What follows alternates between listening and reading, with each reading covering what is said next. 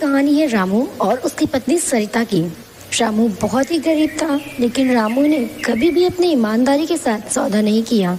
रामू किसानी करके अपना घर चलाता था, लेकिन इस बार मौसम की मार की वजह से रामू परेशान था। अरे रामू, इस ठंड के साथ बारिश का कहर देखकर मुझे बड़ा ही डर लग रहा है, और ऐसे मौसम बारिश के कारण तुम खेती भी नहीं कर पाओगे रामू। सरिता, ऊपर वाले पर भरोसा रखो, सब ठीक हो जाएगा। मैं सोच रही थी आप भी बाकी गांव वालों की तरह सेठ भैरव के पास काम करिए और बारिश खत्म होते ही आप खेती कर लेना। ये तुम कैसी बातें कर रही हो सरिता? तुम्हें अच्छी तरीके से पता है ना, सेठ भैरव गैर कानूनी काम करवाता है लोगों से, और मैं बाकी गांव वालों की तरह अपनी ईमानदारी के साथ सौदा कभी नहीं कर सकता।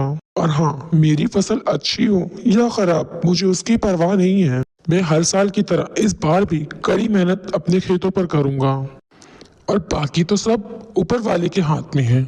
चाहे हमें भूखा मरने की नौबत क्यों ना आ जाए, लेकिन मैं अपनी ईमानदारी के साथ सौदा कभी नहीं कर सकता।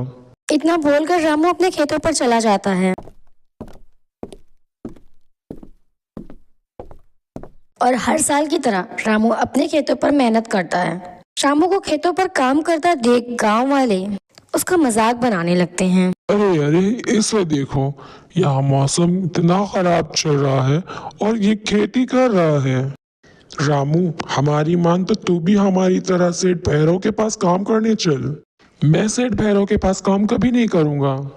मैं एक ईमानदार किसान हूँ और मैं अपनी ईमानदारी का सौदा कभी नहीं कर सकता हूँ। अरे अरे भैया, ये सारी ईमानदारी की बातें फिल्मों में ही अच्छी लगती है, हकीकत में ऐसा कुछ भी नहीं होता।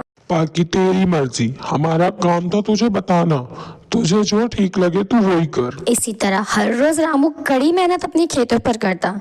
दिन बीतते गए और एक दिन। क्यों सरिता, देखा तुमने मेरी फसल कितनी अच्छी हुई है ना? चाहे ठंड हो या बरसात हो, अगर हम हमारी मेहनत करना नहीं छोड़ेंगे तो हमारी मेहनत का फल ऊपर वाला हमें जरूर देगा। इधर सेठ भैरव के गैर कानूनी के काम के बारे में पुलिस को पता चलता है, और इसी तरह सेठ भैरव के साथ साथ उसके मजदूरों को भी जेल हो गई। तो इसीलिए कहते हैं हमें किसी भी काम को लगन व मेहनत से करना चाहिए, का फल देना तो ऊपर वाले का काम होता है। वैसे भी जीत तो हमेशा सच्चाई व ईमानदारी की ही होती है।